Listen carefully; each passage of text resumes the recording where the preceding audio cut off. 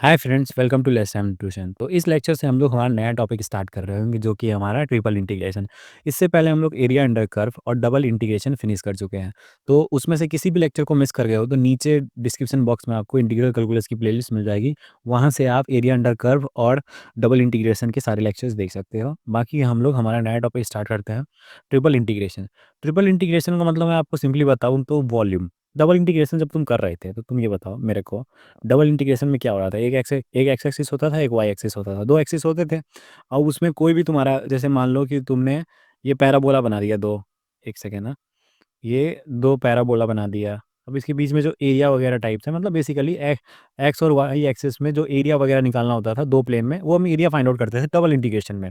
अब उसमें क्या था, एक्स और वाई एक्सिस था। इसमें एक्स वाई जेड तीनों दिख रहा है तुमको। इसका मतलब तुम्हारा ये वाई, ये एक्स और ये जेड, मतलब कहानी में अब जेड भी आ चुका है। तो ये क्या है, ये क्या बनता है, इससे 3D बनता है। और 3D शेप्स का क्या हम लोग निकालते हैं, वॉल्यूम निकालते हैं।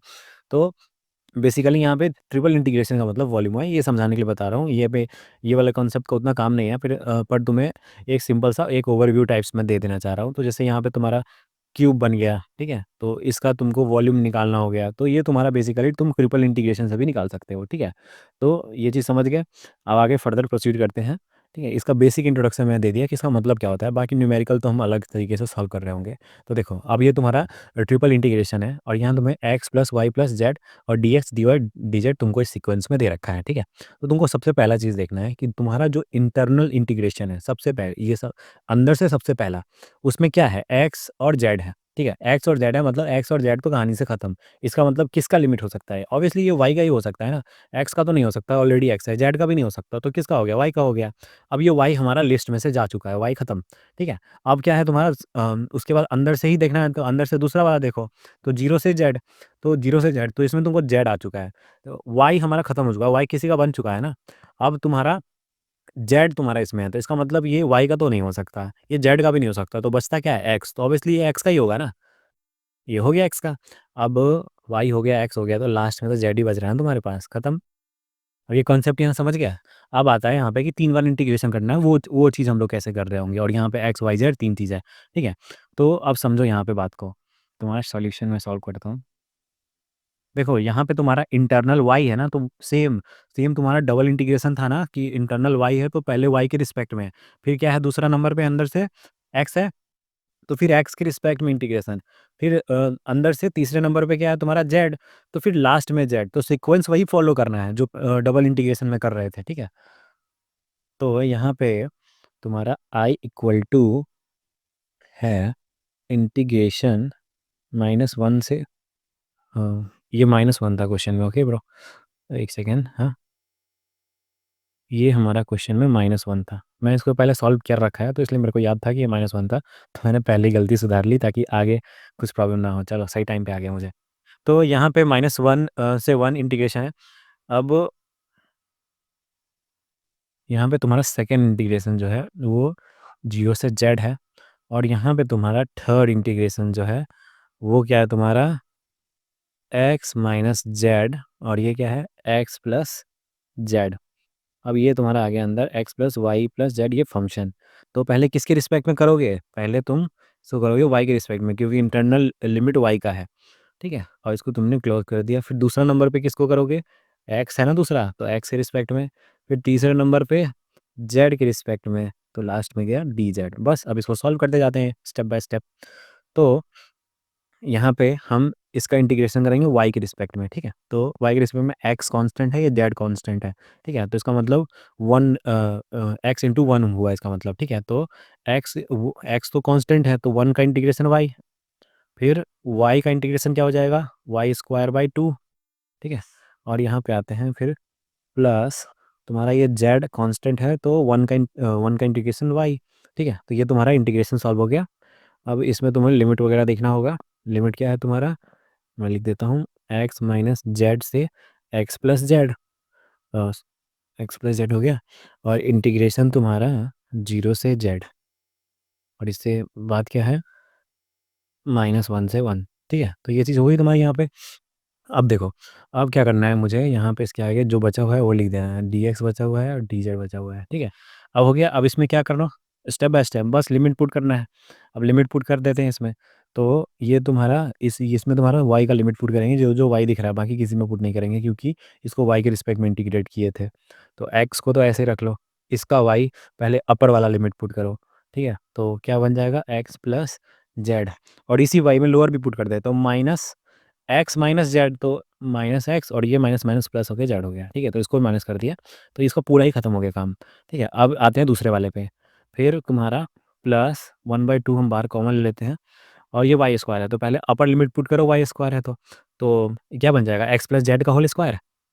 तो ये बन गया तुम्हारा एक्स प्लस जेड का होल स्क्वायर, ये टू मत समझ लेना, ये जेड है, ठीक है। एक्स प्लस जेड का होल स्क्वायर, फिर माइनस लोअर लिमिट, तो इसमें वाई में हम मतलब हम लोग स्टेप बाय स्टेप ऐसा नहीं कर रहे हैं कि एक को पूरे में फिर माइनस, हम लोग एक का काम एक बार में ख़त्म कर दे रहे हैं, तो फिर इसका काम ख़त्म कर दे रहे हैं, फिर इसका, तो ऐसे करके हमारा ज़्यादा आसानी से हो जाएगा, कॉम्प्लेक्स टाइप हमारा नहीं दिख रहा होगा, सिंपली हो जाएगा, ठीक है। तो इसलिए इसको ऐसे किया, तो ये हो गया।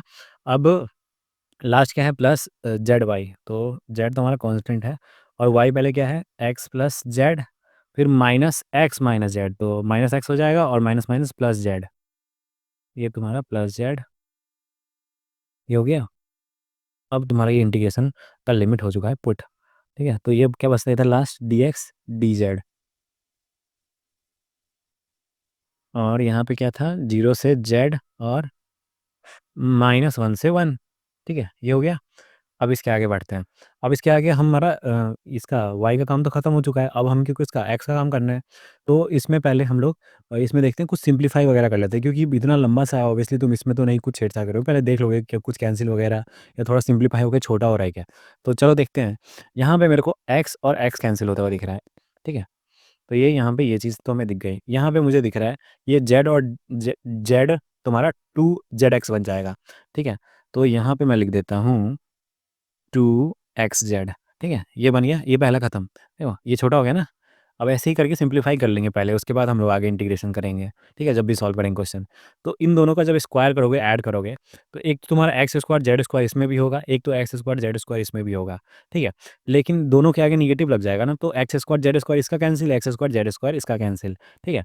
तो ये तो हो गया कैंसिल, और इसमें क्या बनेगा, 2xz, और इधर माइनस, और इधर माइनस 2xz, तो माइनस माइनस प्लस, तो ये क्या बन गया 4xz, ठीक है। तो इसको सॉल्व किया, तो ये बन गया तुम्हारा प्लस, ये 1/2 तो बाहर ही था, और अंदर वाले को जब सॉल्व किया तो बन गया मेरा 4xz, ठीक है।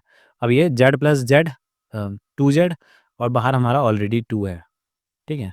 तो एक सेकेंड, हाँ, ये 2 नहीं है, हमारा जेड है, मैं खुद कंफ्यूज हो गया ऐसे लिख के, ठीक है। तो 2z इंटू जेड, तो क्या हो गया फिर प्लस 2, सॉरी, हाँ, 2z स्क्वायर, ठीक है, क्योंकि ये जेड प्लस जेड 2z हुआ, और इंटू जेड जेड स्क्वायर, तो ये चीज़ होगी हमारी सॉल्व।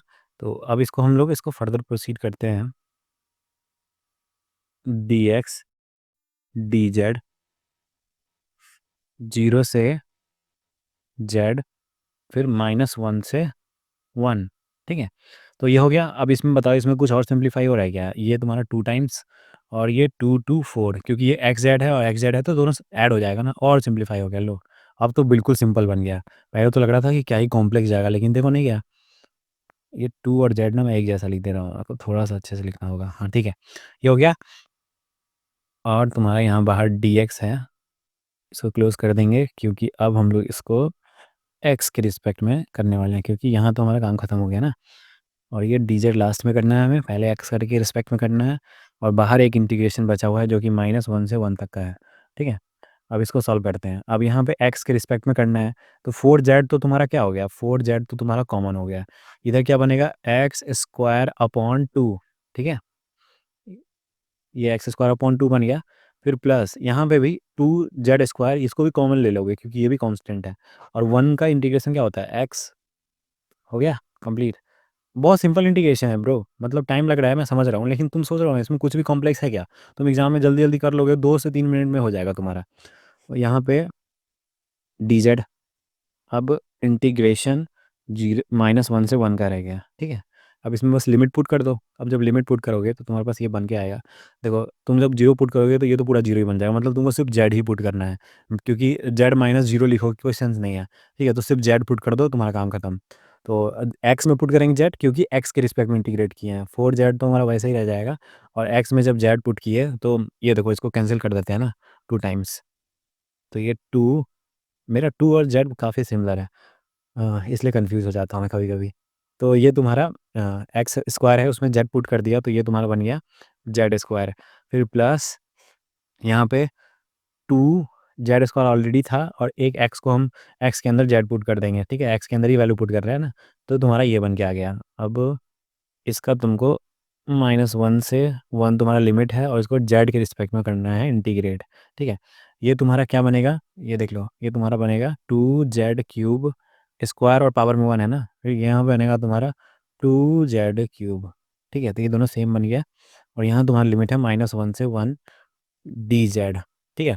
इसी तरह से फर्दर प्रोसीड करोगे तो अब तुमको दिख ही गया है, तो कितना सिंपल है, अब तो 4z³ और तुम्हारा यहाँ पे है dz, और इंटीग्रेशन है तुम्हारा लिमिट -1 से 1। बस अब इसका इंटीग्रेट कर दो, z³ का इंटीग्रेशन क्या होगा, 4 तो तुम्हारा कांस्टेंट है, ठीक है, 4 तो तुम्हारा कांस्टेंट है, z³ का इंटीग्रेशन हो गया z⁴/4, और इसमें लिमिट क्या पुट करने को बोला है, -1 से 1, तो पहले 1 को पुट करेंगे, ठीक है। तो हमारा 1 को पुट किए तो ये जो 4 है ना, इसको बाहर ले लो, तो बाहर लेने से ये कैंसिल हो जाएगा, तो तुम्हारा z⁴ बचेगा।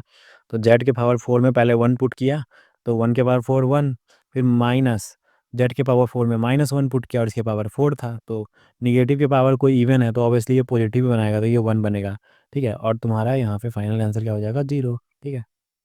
बस तुम्हारा ये आंसर आ गया। आई होप तुम्हारा ये फर्स्ट लेक्चर था ट्रिपल इंटीग्रल का, और तुमको चीज़ें अच्छे से समझ में आ गई हो, ठीक है। बाकी इसके बाद 2 क्वेश्चन और हम लोग लेने वाले हैं, ठीक है। तो इस क्वेश्चन से थोड़ा डिफरेंट होगा और नया कॉन्सेप्ट होगा, तो ये मत सोचना कि हम सीख गए ट्रिपल इंटीग्रल, ठीक है।